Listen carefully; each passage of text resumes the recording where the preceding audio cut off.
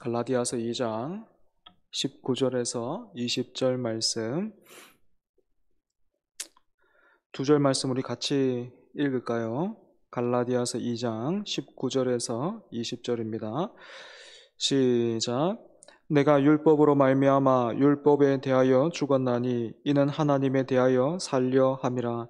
내가 그리스도와 함께 십자가에 못 박혔나니 그런즉 이제는 내가 사는 것이 아니요 오직 내 안에 그리스도께서 사시는 것이라. 이제 내가 육체 가운데 사는 것은 나를 사랑하사 나를 위하여 자기 자신을 버리신 하나님의 아들을 믿는 믿음 안에서 사는 것이라. 아멘. 함께 읽은 본문을 보면 사도 바울이 자기의 정체성과 또 그리스도와의 관계에 대해서, 그러니까 자기의 신앙에 대해서 죽고 산다라는 표현을 사용하고 있는 것을 보게 됩니다. 여기에서 죽고 산다라는 것은 우리 코에 호흡이 있는가, 그리고 또 심장은 뛰고 있는가, 또는 우리가 힘들 때 보통 아이고 죽겠다 이렇게 말하고, 반대로 일이 잘 풀릴 때 야, 이제는 좀 살겠다 뭐 이렇게 말하는 그런 의미가 아니라 관계성을 의미하고 있습니다. 관계성의 그 핵심이 있죠, 그죠? 그런데 사람이 필요에 따라서 신을 찾아가는 그런 방식으로서 사람들이 익숙한 그 보통 종교에서는 이렇게 관계성보다는 사람의 열심과 진심과 정성이 강조되기 때문에 이미 이런 종교에 익숙한 분들에게는 이 관계성이 강조되고 있는 기독교 신앙을 잘 이해할 수가 없어요. 이해하기가 힘듭니다. 들은 것 같은데, 알 것 같은데 뭔가 아리송해지는 거죠. 대표적으로 뭐 하나 이야기해 보면 그런 분들이 교회에 오면 이해할 수 없는 말을 듣게 됩니다. 그 중에 하나가 예수님께서 죽어 있던 우리를 살리셨다. 죽어 있던 당신을 살리셨습니다. 그렇게 말하는 거죠. 아니, 분명히 내가 지금 살아있는데, 이제까지도 잘 살아왔는데, 그래서 오늘 또 교회에 내 발로 왔는데, 죽어 있다 그러니까 이게 이해가 안 되는 겁니다.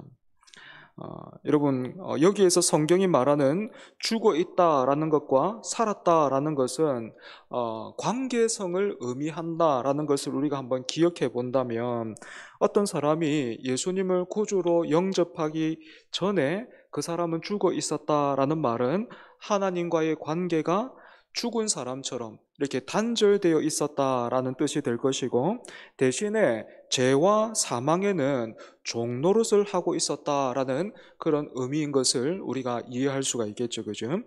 그래서 이런 사람이 예수님을 구주로 영접하면 어떤 일이 일어납니까? 세상에 대해서 죽고 또 죄와 사망으로부터 구원을 받죠, 그죠? 세상에 대해서 죽었다라는 것은 세상이 더 이상 우리를 향해서 소유권을 주장할 수 없다. 사탄이 우리를 향해서 소유권을 주장할 수 없다. 예수님을 믿고 나서도 우리가 죄를 짓지 않습니까? 그죠? 과거와 별반 다름없이 그렇게 살아가는 것 같아서, 그렇게 우리가 실수하고 넘어질 때 사탄이 와서 이렇게 하는 거예요. 봐요. 달라진 게 없어요. 똑같다니까요. 죄 원래 내 거예요. 이렇게 말할 수가 없다라는 거예요. 왜요? 예수님을 믿는 순간 세상과 어떻게 된다고요? 단절되는, 세상으로부터 죽었기 때문에 그렇다는 것입니다. 반대로 여러분 어떻습니까? 우리도 어떻습니까? 예수 그리스도를 구주로 영접하면 세상에서 자랑하거나 사모할 것을 찾을 수 없다. 거기에는 내 영광이 없다. 이런 사람으로 달라졌다, 변하게 되었다, 이런 뜻이 되는 거죠.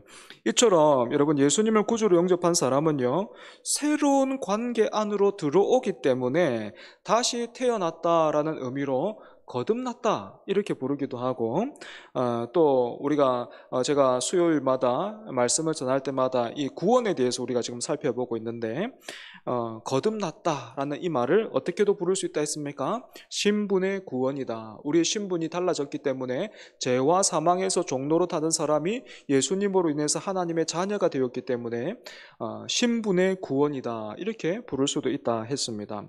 그래서 여러분, 우리가 이 신분의 구원을 어떻게 얻었습니까?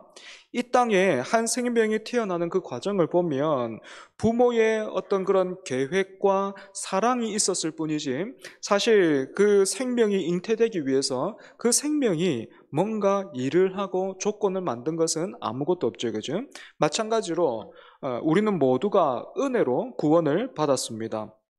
그런데 이렇게 은혜로 구원을 받았다라는 이 사실도 소화시키고, 그래서 정말로 은혜가 주는 힘을 누리기까지는 사람마다 차이가 있지만 만만찮은 어떤 그런 시간과 시행착오를 거치는 것을 보게 됩니다. 여러분, 은혜라는 단어를요, 인터넷 사전을 찾아보면 그 의미가 이렇게 되어 있습니다. 고맙게 베풀어주는 신세나 혜택. 여러분, 이에 반해서 성경이 말하는 은혜는 무엇입니까? 자격과 조건을 갖추지 못한 자에게 하나님께서 베풀어 주시는 호의, 이렇게 말할 수 있습니다. 여러분에게는 이 두 가지 은혜, 제가 지금 인터넷에 정의를 알려드렸죠. 그죠? 고맙게 베풀어 주는 신세나 혜택, 그리고 자격과 조건을 갖추지 못한 자에게 하나님께서 값없이 베푸시는 호의, 똑같이 은혜예요. 은혜라는 단어를 쓰고 있는데, 여러분, 이 은혜가 여러분에게는 어떻게 다가오고 어떻게 느껴지십니까? 여러분, 이 두 가지가 구분이 됩니까? 저는 교회 안에서 성경이 말하고 또 힘주어서 가르치는 그런 은혜가 아니라 이 인터넷 사전이 말하고 있는 은혜에 익숙한 그런 분들을 더 많이 보게 되는 것 같아요. 여러분, 이렇게요, 은혜를 고맙게 베풀어주는 신세나 혜택이라고 생각하면 신앙생활이 자꾸만 어떻게 돼요? 신세를 졌으니까, 혜택을 받았으니까 이제는 그거 갚아야 되겠다 하면서 그렇게 신앙생활 자꾸 그런 방향으로 가는 거예요. 이런 신앙생활은요, 예수님을 믿은 그 순간에는 굉장한 기쁨과 감사가 있었지만 시간이 지날수록 어떻게 됩니까? 신세 진 것을 갚다가 지치는 거예요. 사랑하는 여러분, 하지만 우리는 본문 20절, 오늘 읽은 20절 이 고백을 보면 이 은혜를, 지금 사도 바울이 은혜에 대해서 말하고 있는데, 그 은혜를 이렇게 뭐 신세나 또 혜택, 뭐 이런 개념으로 말하고 있는 것이 아님을 볼 수 있습니다. 20절의 고백을 구원을 얻은 성도가 자신의 감격과 헌신으로 예수님을 붙잡고 사는 믿음의 생활로 이해하면 안 된다라는 것입니다. 그러므로 내가 육체 가운데 사는 것은 나를 사랑하사 나를 위하여 자기 몸을 버리신 하나님의 아들을 믿는 믿음 안에서 사는 것이라, 이 말씀은 우리의 의지와 신념 그리고 노력에 관한 이야기가 아니라 우리에게 이유와 원인과 조건을 묻지 않으시고 놀라운 결과를 주시는 하나님의 은혜의 법칙을 말하고 있기 때문입니다. 이처럼 믿음 안에서 산다라는 것은 나의 진심이나 헌신이나 또 결단에 관한 이야기가 아닙니다. 믿음 안에서 산다라는 것은 하나님의 은혜로 인해서 예수 그리스도 안에 묶여 있으므로 나는 언제든지 나 혼자가 아니다라는 뜻입니다.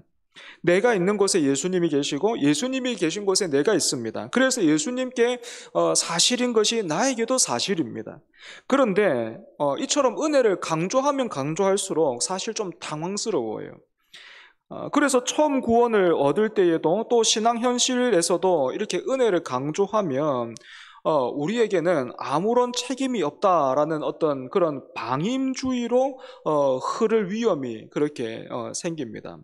여러분, 이렇게 혼란스러울 때마다 방향타 노릇을 하는 본문이 바로 구약의 출애굽 사건입니다. 출애굽 사건은 역사적으로 이스라엘 백성이 애굽의 종노릇한 데서부터 해방된 참으로 놀라운 사건인가 동시에 구원에 관해서 우리의 이해를 돕는 좋은 예가 되기 때문입니다. 여러분, 출애굽 사건을 보면요, 이스라엘 백성들이 애굽을 떠나 나왔던 것은 가나안 땅에 들어가기 위함이었습니다. 그렇기 때문에 우리가 구원을 이해할 때에 구원을 어디로부터 해방되는 것, 이것만을 생각해서는 안 됩니다. 애굽에서 나오는 것이 궁극적인 목적이 아니라 젖과 꿀이 흐르는 하나님이 통치하는 그 나라에 들어가는 것이 목적이어야 하는 것이지. 그런데 출애굽 사건에는요, 분명히 애굽과 가나안만 있는 것이 아니라 이 애굽과 가나안 땅 사이에 뭐가 있습니까? 광야가 있죠. 광야가.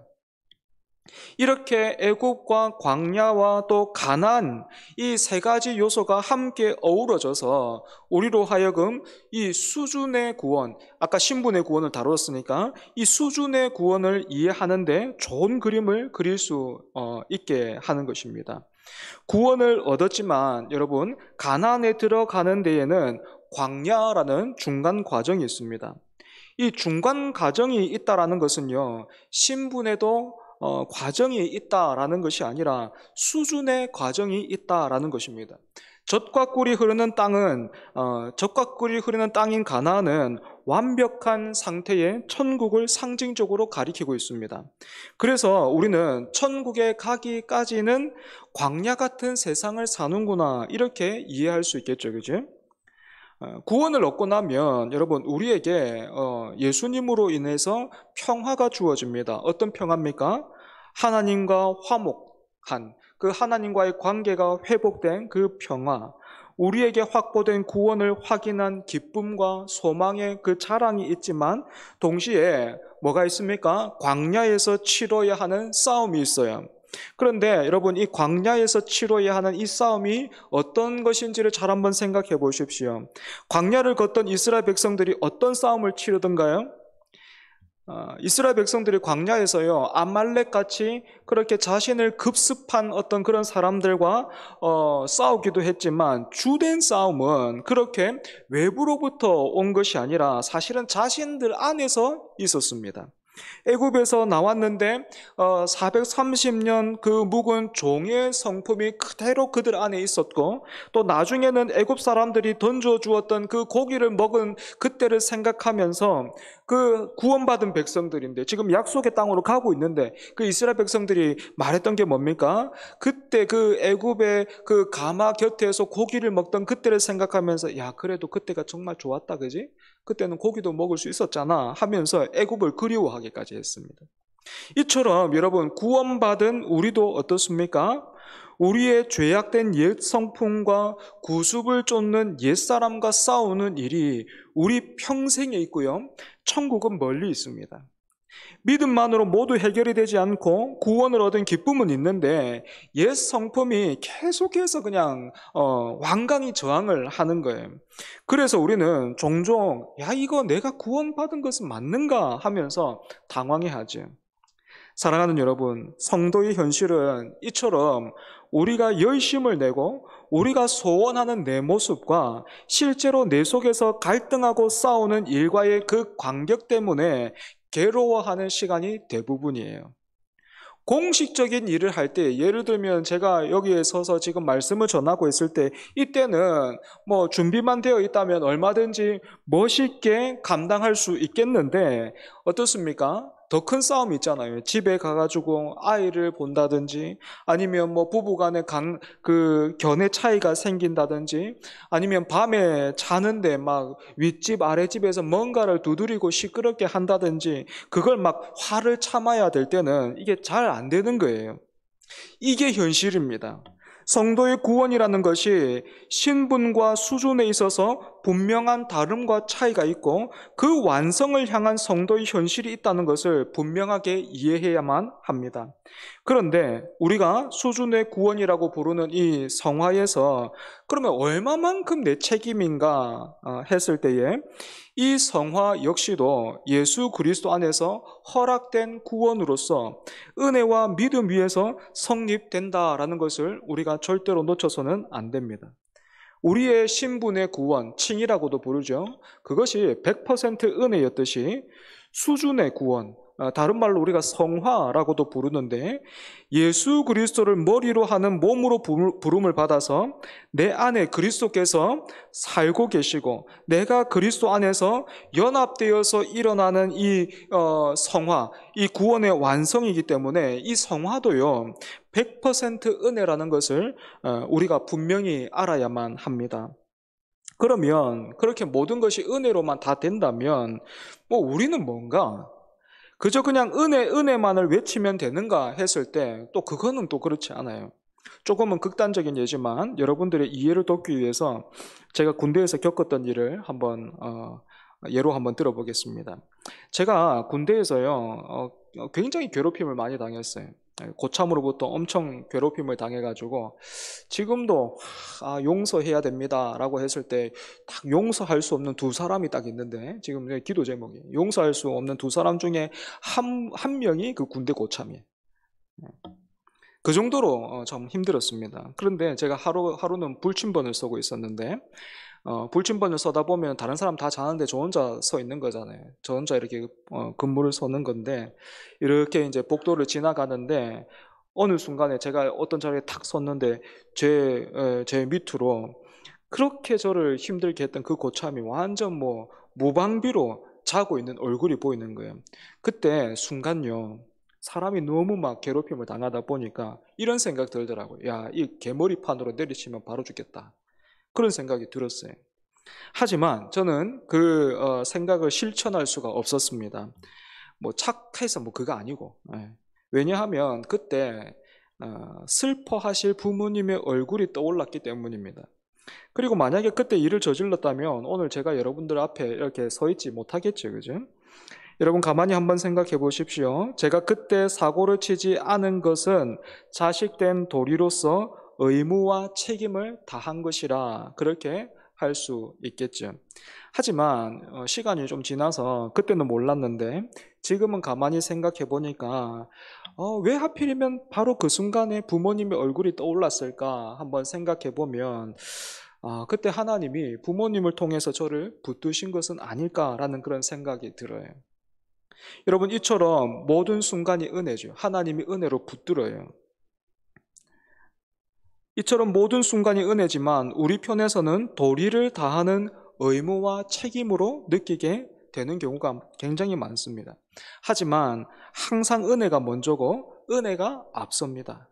우리의 의지가 우리의 수준을 만드는 것이 아니라 하나님의 인도하심이 우리의 수준이 완성될 때까지 우리를 절대로 내버려 두지 않으시기 때문입니다. 그래서 은혜입니다. 우리는 이런 일을 현실에서 얼마든지 경험하게 되죠. 등산을 하다 보면 오르막을 오를 때는 숨이 막 턱까지 차오르고 당장이 가파르고 험한 그 오르막길밖에는 보이지 않지만 시간이 지나서 뒤를 돌아보면 그 길이 풍경이 되어서 내 눈앞에 펼쳐지고 또 그 풍경을 보면서 나도 모르게 우리 입에서 좋다, 잘 왔다라는 그런 말이 나오는 것처럼 우리는 하나님을 향해서 연신 좀 제대로 내가 잘 해보려고 하니까 고속도로 좀 닦아주십시오. 그렇게 말할 때가 많지만 하나님은 그런 우리의 우리를 너무 사랑하셔서 우리를 너무 잘하시기에 고속도로 닦아달라 할 때 하나님 고속도로 닦아주지 않고 하나님 어떻게 하십니까? 우리와 묵묵히 인생의 오르막과 내리막을 함께 걸으시면서 은혜로 우리를 붙들어서 그 모든 순간순간을 이겨서 하나의 작품이 되게 하시는 거죠. 그래서 그 은혜에 붙들려서 우리가 어디까지 가게 됩니까? 예전에는 내 인생이라는 그 작품, 내가 설계하고 내가 그리고 내가 만들고 내가 세웠던 그 인생이라는 그 작품의 낙관을 뭘로 찍고 싶었어요? 내 이름으로 찍고 싶었어요. 그 인생, 그 큰 그 인생의 작품을 내 이름으로 찍고 싶었어요. 뭐 뿐만 아니라 뭐 내 인생뿐만이겠습니까? 사랑하는 뭐 자녀의, 요즘은 그렇잖아요. 사랑하는 자녀의 그 인생도 그 낙관의 자리에 내 이름 들어가면 너무 좋아하는 거죠. 그런데 그런 사람이 변해서 하나님이 우리 수준을 어디까지 끌어올리십니까?